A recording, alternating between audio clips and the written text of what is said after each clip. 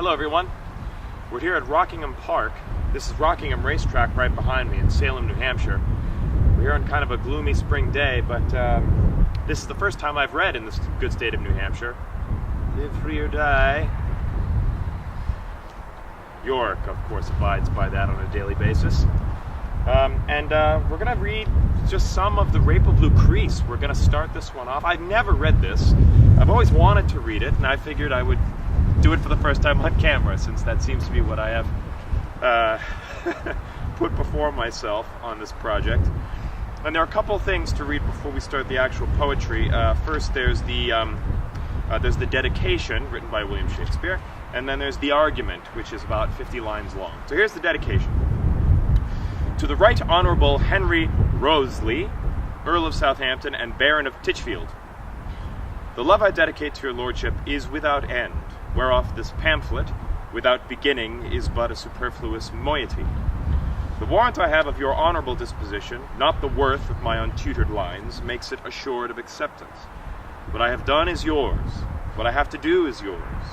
Being part in all I have, devoted yours. Were my worth greater, my duty would show greater. Meantime, as it is bound to your lordship, to whom I wish long life, still lengthened with all happiness. Your lordship's in all duty, William Shakespeare. The argument.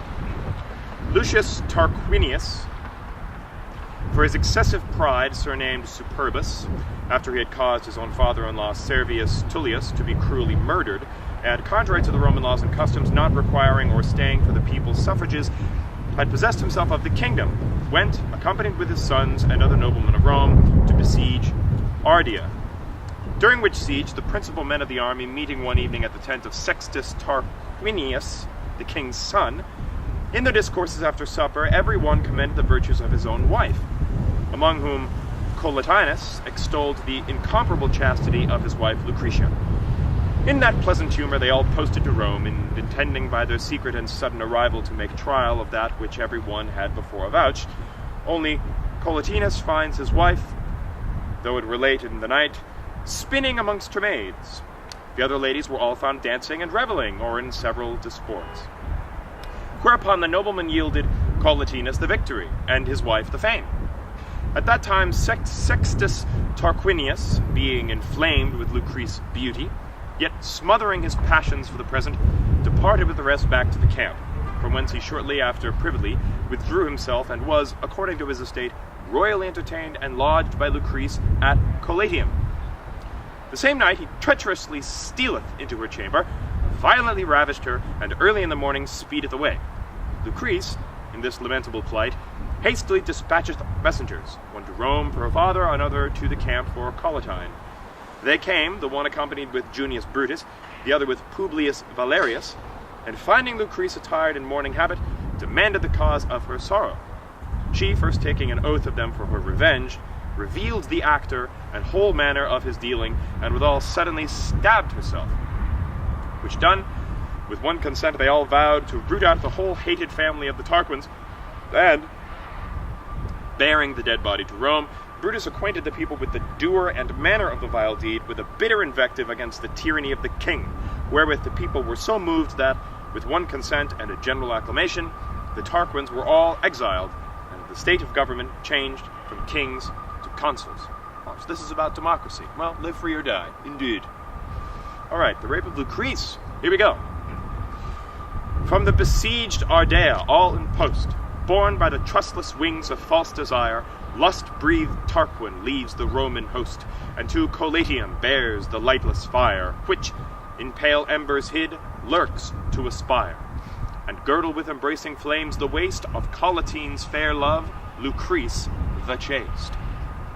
Haply that name of chaste unhappily set this baitless edge on his keen appetite, when Collatine unwisely did not let to praise the clear unmatched red and white, which triumphed in that sky of his delight, where mortal stars, as bright as heaven's beauties, with pure aspects did him peculiar duties. For he the night before in Tarquin's tent unlocked the treasure of his happy state. What priceless wealth the heavens had him lent in the possession of his beauteous mate, reckoning his fortune at such high proud rate, that kings might be espoused to more fame, but king nor peer to such a peerless dame.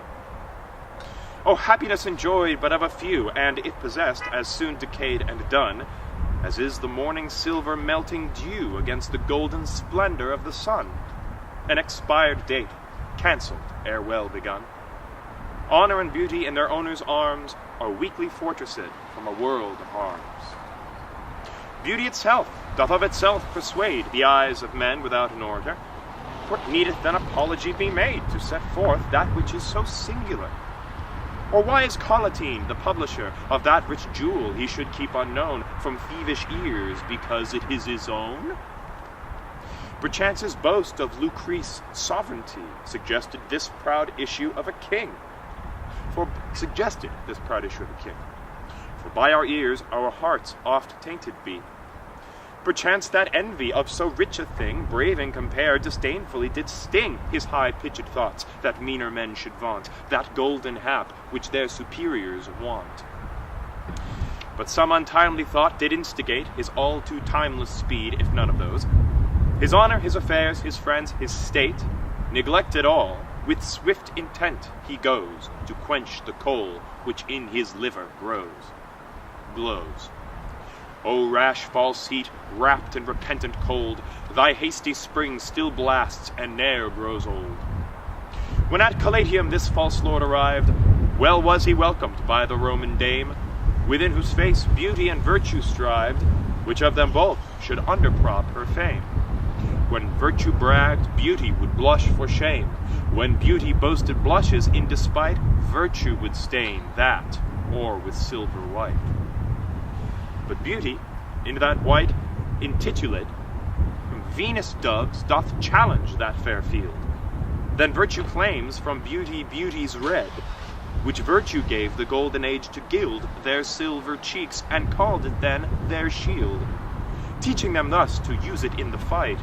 When shame assailed, the red should fence the white. This heraldry in Lucrece's face was seen, argued by beauty's red and virtue's white. Of either's color was the other queen, proving from world's minority their right. Yet their ambition makes them still to fight, the sovereignty of either being so great that oft they interchange each other's seat.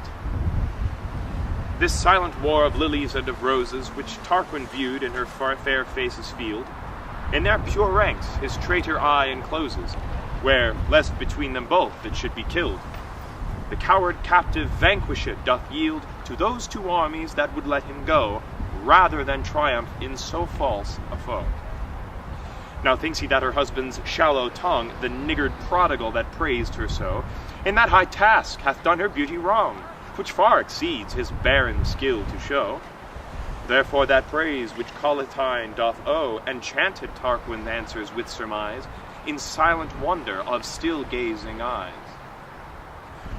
This earthly saint, adored by this devil, little suspecteth the false worshipper, for unstained thoughts do seldom dream on evil, birds never limed, no secret bushes fear.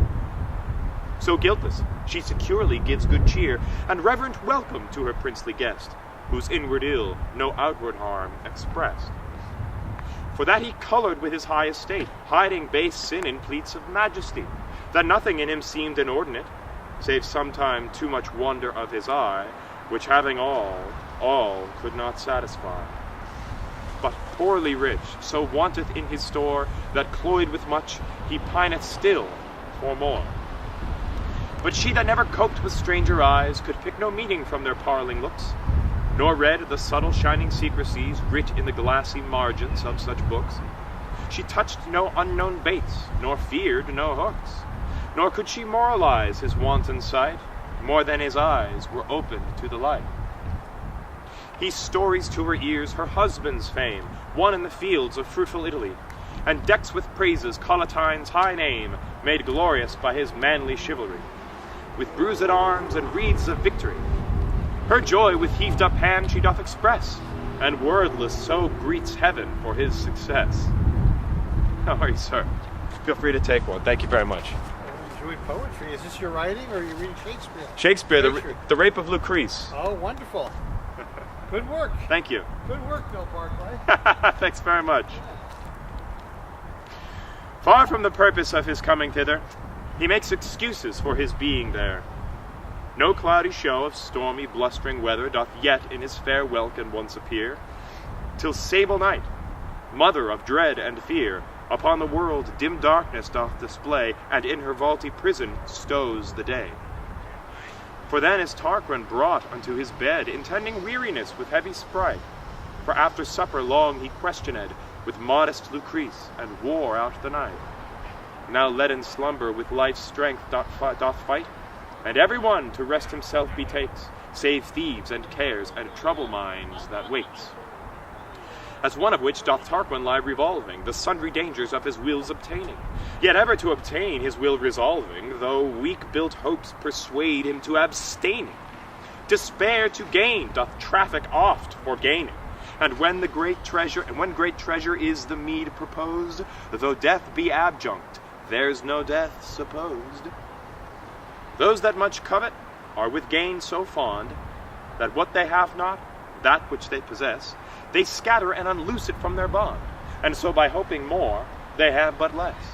Or gaining more, the profit of excess is but to surfeit, and such griefs sustain, that they prove bankrupt in this poor rich gain. The aim of all is but to nurse the life with honor, wealth, and ease in waning age.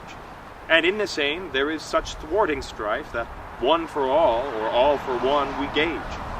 As life for honor in fell battles rage, honor for wealth, and oft that wealth doth cost, the death of all, and altogether lost.